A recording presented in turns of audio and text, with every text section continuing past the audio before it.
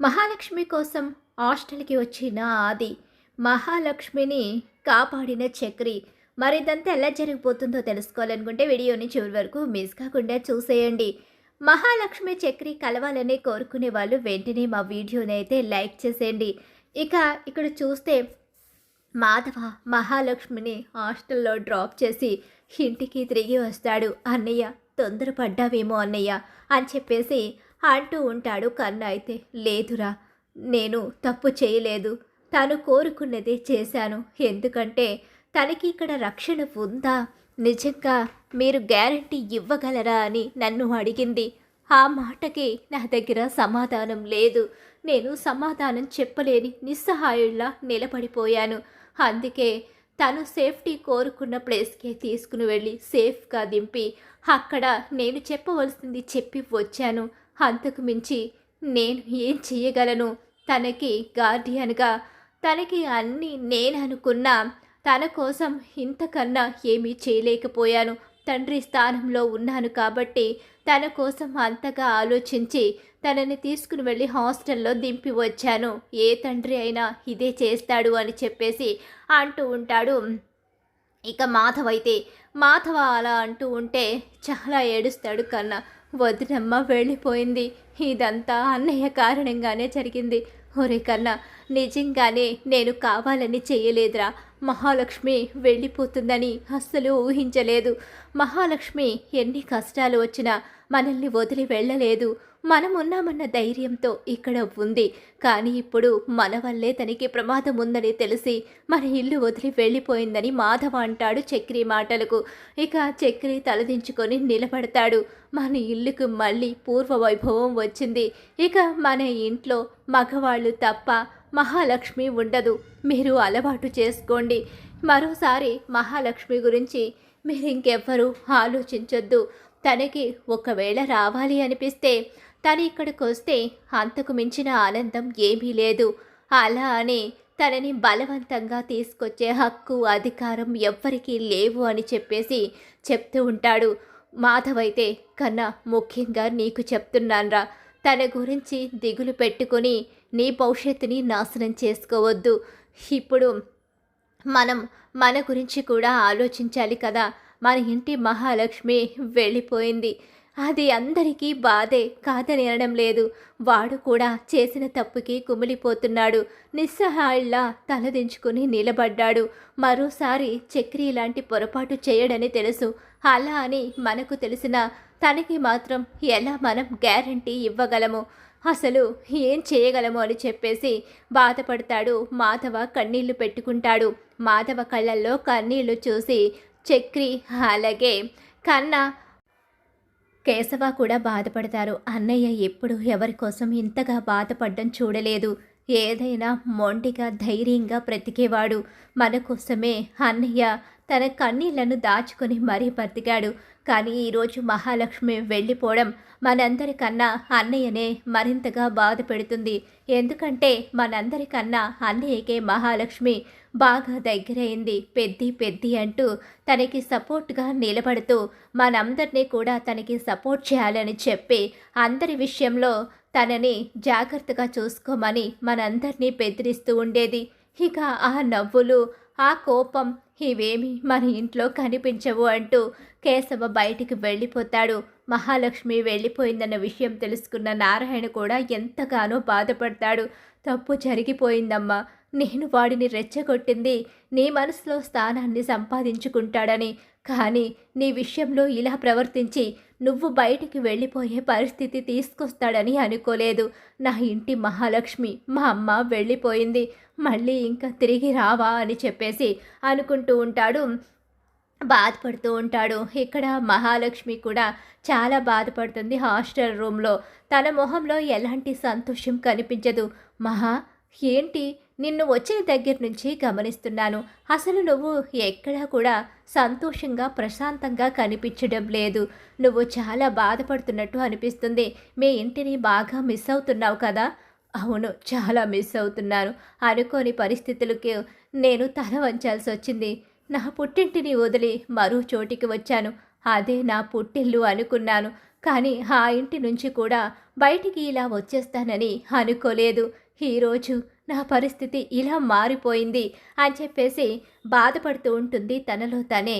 దివ్య అడిగిన మాటలకి మనసులోనే అక్కడ జరిగిన విషయాలు, కన్నాతో తను హ్యాపీగా గడిపిన క్షణాలు, తనని నలుగురు కలిసి చూసుకున్న మంచి మూమెంట్స్ ఇవన్నీ కూడా గుర్తు చేసుకుంటూ ఉంటుంది మహాలక్ష్మి. మహాలక్ష్మి కూడా హ్యాపీగా ఉండదు. ఆఫీస్కి వెళ్ళిన రూమ్లో ఉన్న ఒకటే ఆలోచన ఆ కుటుంబం గురించి. ఈలోగా చక్రి వస్తాడు. చక్రి వచ్చి మహాలక్ష్మికి క్షమాపణ చెప్పే ప్రయత్నం చేస్తాడు. అయినా సరే మహాలక్ష్మి అయితే క్షమించదు. పైగా ఫోన్ కూడా లిఫ్ట్ చేయదు. అలాగే ఆఫీస్కి వచ్చినా సరే మాట్లాడకుండా లోపలికి వెళ్ళిపోతుంది. ఇక ఆఫీస్ నుంచి తన రూమ్ దగ్గరికి వస్తాడు. సారీ అని బెలూన్స్ కూడా వేస్తాడు. అయినా సరే తన మనసు కరగదు. తన కోసమే హాస్టల్స్ చుట్టూనే తిరుగుతూ ఉంటాడు. సారీ సారీ అని చెవులు పట్టుకుని మరీ చెప్తూ ఉంటాడు. ఎంత చెప్పినా సరే వినిపించుకోదు. ఈలోగా వార్డెన్ వస్తుంది. ఏంటమ్మా, ఎవరతను? నీ దగ్గరికి ఎవరు రావడానికి లేదని చెప్పాను కదా. ఇతనెవరు? పదే పదే ఇక్కడే కనిపిస్తున్నాడు. అతన్ని వెళ్ళిపోమని చెప్పు, లేకపోతే పోలీసులకు కంప్లైంట్ ఇవ్వాల్సి వస్తుంది. వద్దు వద్దు మేడం, నేను చెప్తాను అతనికి, అతను వెళ్ళిపోతాడు అని చెప్పేసి అంటూ ఉంటుంది మహాలక్ష్మి. దివ్య, అతన్ని వెళ్ళిపోమని చెప్పు. ఇంకెప్పుడు నా కంటికి కనిపించొద్దని చెప్పు. అతనితో మాట్లాడడం కూడా నాకు ఇష్టం లేదు. అతను చెప్పే సారీ కూడా నేను స్వీకరించాలి అనుకోవడం లేదు. వెళ్ళిపోమని చెప్పు. అతనికి ఏదైనా జరిగితే తన కుటుంబం బాధపడుతుందని చెప్పు. తన కుటుంబంలో వాళ్ళు బాధపడితే నేను తట్టుకోలేను కాబట్టే అతని విషయంలో ఎలాంటి యాక్షన్ తీసుకోకముందే వెళ్ళిపోమని చెప్పని చెప్పేసి అంటూ ఉంటుంది మహాలక్ష్మి దివ్యతో. అయినా సరే చక్రి మాత్రం ఆ చుట్టుపక్కలే ఆ వార్డెన్కి కనిపించకుండా కేవలం మహాలక్ష్మి చుట్టే తిరుగుతూ ఉంటాడు.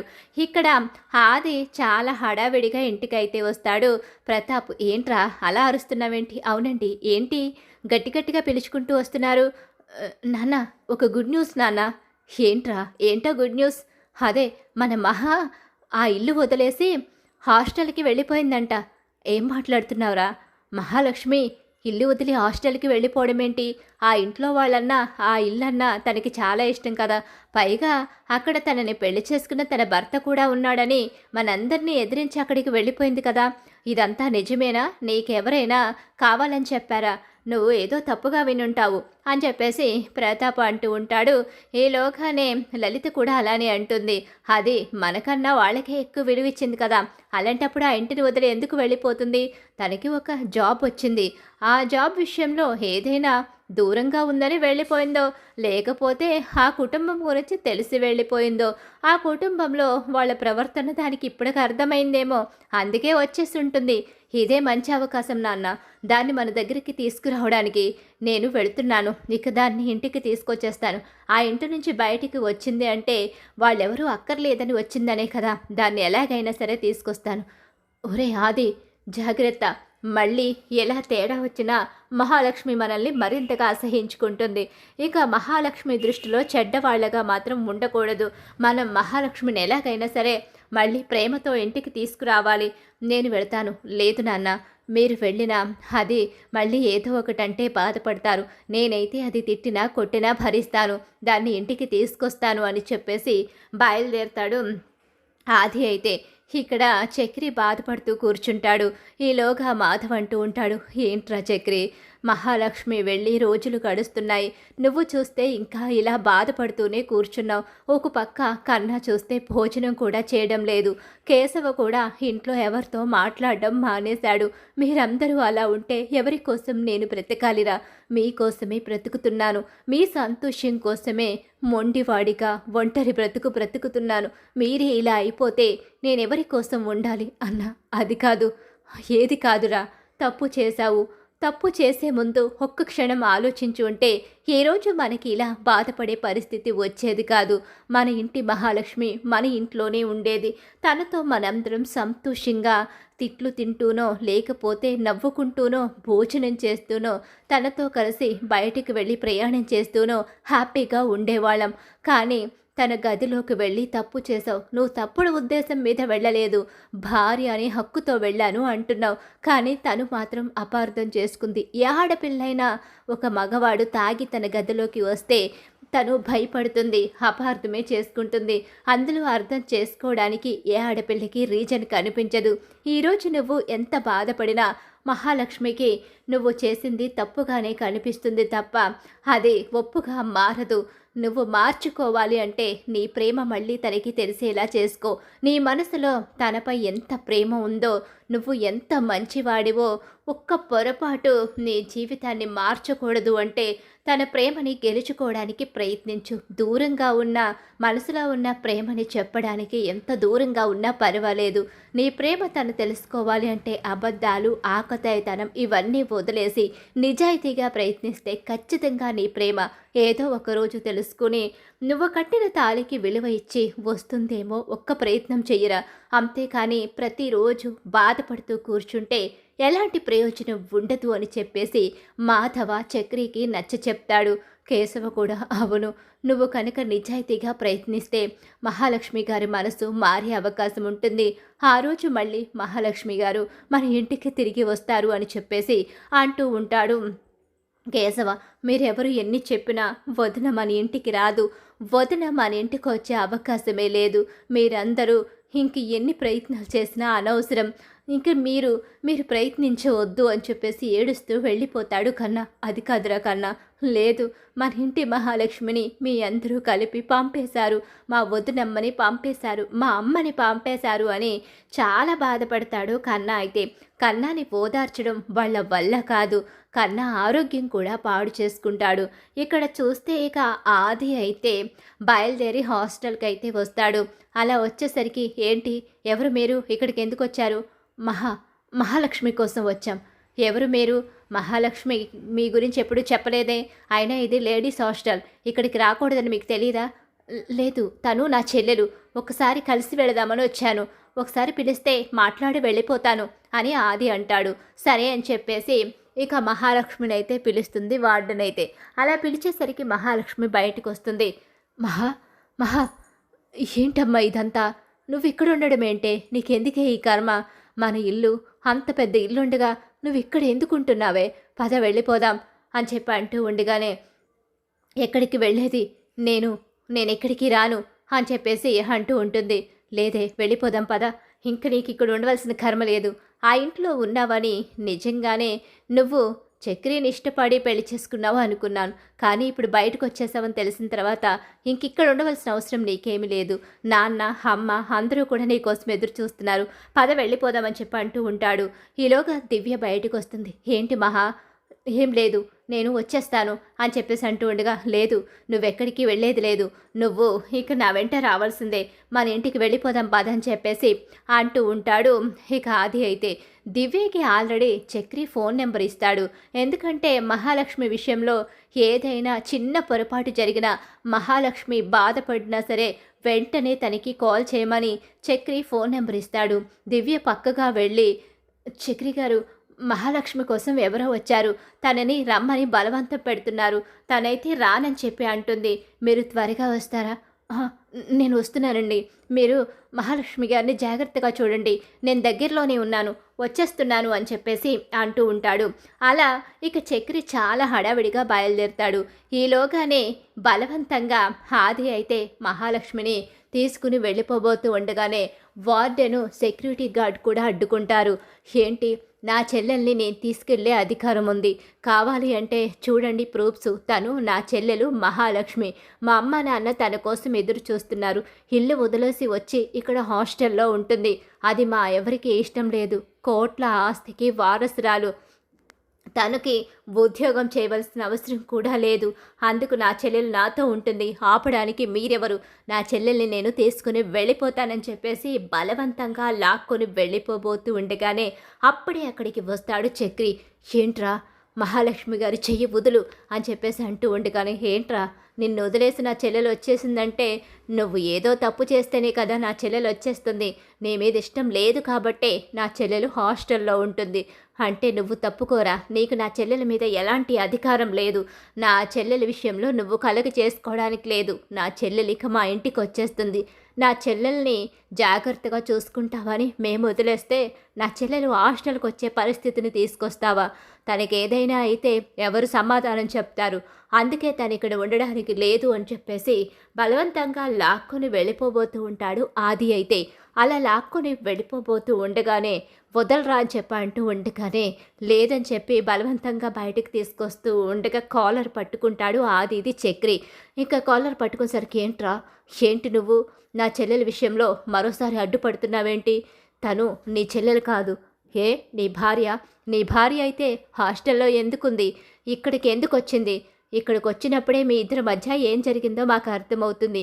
మీ నలుగురు కలిసి నా చెల్లిని ఎంతగా ఇబ్బంది పెడితే నా చెల్లెలు హాస్టల్కి వచ్చిందో ఇప్పుడే అర్థమవుతుంది. ఇంకా ఎందుకురా ప్రయత్నిస్తున్నావు? ఇక్కడి నుంచి నువ్వు వెళ్ళిపో. నా చెల్లెల్ని నేను తీసుకుని వెళ్ళిపోతాను. రామహా, ఇంకా ఎక్కువ చేశావంటే నిన్ను కొట్టి కారులో పడేస్తాను తప్ప నిన్ను మాత్రం ఇక్కడ వదిలేసి వెళ్ళే ప్రసక్తే లేదు. నిన్ను ఇంటికి తీసుకునే వెళతానని చెప్పేసి ఆది ఖరాఖండిగా చెప్పేస్తాడు. 4 తగిలించి ఆదిని ఇక్కడి నుంచి వెళ్ళిపోకపోతే చంపేస్తానని చెప్పి చక్రి బెదిరిస్తాడు. ఏంట్రా నువ్వు నా చెల్లెలి విషయంలో ఎందుకు ఇలా అడ్డుపడుతున్నావు? తను నీ చెల్లెలు కాదు, మా మనిషి అని చెప్పేసి అంటూ ఉంటాడు తప్ప నా భార్య అన్న మాట మాత్రం చక్రి పైకి రానివ్వడు. అలా తనకి మేమున్నాము, తనకి ఎలాంటి నష్టం కష్టం కలగనివ్వము. మరెందుకు హాస్టల్కి పంపేశావు? తను ఎక్కడున్నా తనకి మేము కాపలాగా ఉంటాం. తనని కంటికి రెప్పలా చూసుకుంటూనే ఉంటాం. తన ఇష్టానికి వ్యతిరేకంగా ఏ పని చెయ్యము అని చెప్పేసి అంటూ ఉంటాడు చక్రి. అయితే ఇక అప్పుడు కోపంగా ఆది అక్కడి నుంచి వెళ్ళిపోతూ ఉండగానే చక్రి అంటూ ఒక్కసారి వచ్చి హగ్ చేసుకుంటుంది. నన్ను క్షమించండి, నేను చాలా పొరపాటు చేశాను, తప్పుగా అర్థం చేసుకున్నాను. హాస్టల్కి వస్తే సేఫ్గా ఉంటాను అనుకున్నాను, కానీ హాస్టల్కి వస్తే నా వాళ్ళు బలవంతంగా నన్ను తీసుకుని వెళ్ళిపోతారని నేను తెలుసుకోలేకపోయాను. అక్కడ జరిగిన ఒక్క చిన్న పొరపాటుని అర్థం చేసుకోకుండా అందరినీ వదిలేసి మిమ్మల్ని అందరినీ బాధపెట్టి ఇక్కడికి వచ్చేసిన నా కోసం ఇక్కడే ఉంటూ ప్రతి క్షణం నన్ను కంటికి రెప్పలా కాపాడుకునే మీరు ఏ పరిస్థితిలో తప్పు చేశారో నాకు అర్థమైంది. అది తప్పు కూడా కాదు, కేవలం పొరపాటే అని నాకు అర్థమవుతుంది. నా కోసం మీరు నలుగురు 4 స్తంభాల్లా నిలబడితే నేను మాత్రం మిమ్మల్ని అందరినీ బాధపెట్టి ఇల్లు వదిలి వచ్చేశాను. నాకంటూ అయిన వాళ్ళు ఆత్మీయులు నా కోసం ఆలోచించి నన్ను క్షేమంగా చూసుకొని నా కోసం ఇక ఏదైనా చేయగలిగే శక్తి మీకు మాత్రమే ఉందని తెలుసుకున్నాను. మిమ్మల్ని వదిలిపెట్టి తప్పు చేశాను. ఇంకెప్పుడు ఆ ఇంటిని మిమ్మల్ని వదిలిపెట్టను, మీతోనే కలుసుంటాను. హాస్టల్లో ఉంటే సేఫ్టీ లేదని తెలుస్తుంది. వీడు నన్ను ఏదో ఒక సమయంలో వచ్చి ఇంటికి లాక్కొని వెళ్ళిపోతాడు. అన్న అనే హక్కు ఉంది కాబట్టి ఇక్కడ ఎవ్వరూ మాట్లాడడానికి కూడా సరిపోరు. అదే మీ దగ్గరే ఉంటే అక్కడి నుంచి వాడికి తీసుకెళ్లే అధికారం ఉండదు. వాడు నా దగ్గరికి రావడానికి కూడా భయపడతాడు. ఇంతకాలం ఆ ఇంటి వైపు కూడా చూడని వీడికి నేను ఇక్కడికి వచ్చేసరికి ధైర్యం వచ్చింది. ఆడపిల్లని కదా ఏమీ చేయలేనని చెప్పేసి నన్ను తీసుకుని వెళ్ళిపోవాలి అనుకున్నాడు. కానీ నా వెనకాల ఉన్న బలం గురించి వీడు తెలుసుకోలేకపోయారు. నా వెనకాల ఉన్న ఆ నలుగురు నా బలం అనే విషయం వీడికి ఇప్పటికీ అర్థమై ఉంటుంది అంటూ హగ్ చేసుకుని ఎమోషనల్గా ఏడుస్తూ ఇక మీ చెయ్యి వదిలిపెట్టను అని చెప్పేసి చక్రికి మాట ఇస్తుంది. ఇక నువ్వు హాస్టల్ నుంచి వెళ్ళొచ్చమ్మా. నువ్విక్కడ ఉంటే ఇలాంటి గొడవలు జరుగుతూ ఉంటే మిగిలిన లేడీస్కి ఇబ్బంది అవుతుంది. కాబట్టి ఇక్కడ నువ్వు ఉండడానికి లేదు. హాస్టల్లో రూమ్ కూడా నీకు ఇవ్వడానికి మేము సిద్ధంగా లేము. మీరు ఇస్తానన్నా నేను ఇక్కడ ఉండాలి అనుకోవడం లేదు. నేను మా పెద్ద ఇంటికే వెళ్ళిపోతాను, మా వాళ్ళతోనే ఉంటాను. సరే, ఇప్పటికైనా తెలుసుకున్నావు కదా దివ్య. సారీ దివ్య, నువ్వు నన్ను ఇక్కడికి తీసుకొచ్చావు. కానీ నేను మాత్రం వెళ్ళిపోతున్నాను. లేదు మహా, నీ వాళ్ళు, నిన్ను ఇష్టపడేవాళ్ళు, నీ కోసం ప్రాణం ఇచ్చేవాళ్ళు ఉన్నారని నువ్వు తెలుసుకున్నావు. నీతో పాటు మేం కూడా తెలుసుకున్నాం. నిజంగా వీళ్ళు చాలా గొప్పగా నిన్ను ఆరాధిస్తున్నారు. ఇంతగా ప్రేమించే కుటుంబాన్ని వదులుకొని నువ్వు దూరంగా ఉండడం కూడా కరెక్ట్ కాదు. అది నీకు సేఫ్ కూడా కాదు. మీ సొంత అన్నయ్యే నిన్ను బలవంతంగా ఇంటికి లాక్కొని వెళ్ళిపోవాలి అనుకున్నాడు. సారీ చెప్తూ నీ చుట్టే తిరిగి నిన్ను క్షమాపణ అడుగుతూ నువ్వెప్పుడు క్షమిస్తావా అని చెప్పి అనుక్షణం ఎదురు చూస్తూ ఉన్నాడు ఇతను. నిజంగా ఇతను చాలా మంచివాడు. వీళ్ళ రక్షణలో ఉంటే నువ్వు సేఫ్గా ఉంటావు అని చెప్పేసి దివ్య కూడా ఇక నుంచి తొందరపాటు నిర్ణయాలు తీసుకోకు, ఏదైనా ఆలోచించి చేయి. ఆ కుటుంబాన్ని వదులుకునే పని ఎప్పటికీ చేయకు. ఆ కుటుంబమే నీ బలమన్న విషయాన్ని మర్చిపోకు. ఆ నలుగురు అన్నదమ్ములు గొప్పవాళ్ళని నీ మాటల్లో అర్థమైంది.